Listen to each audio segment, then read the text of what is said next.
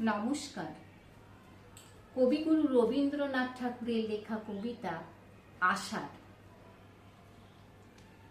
নীল নবঘনে আষাঢ় গগনে তিল ঠাই আর নাহিরে।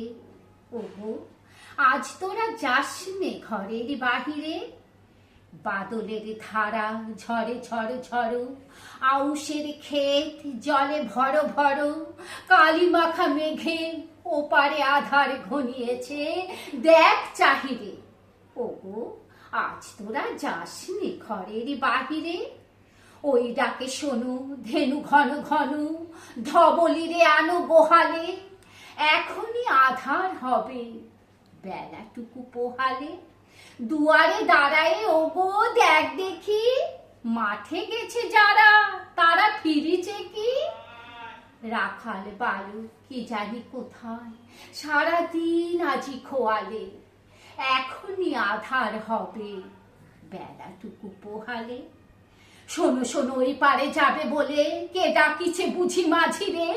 খেয়া পাড়া পার বন্ধ হয়েছে আজিরে।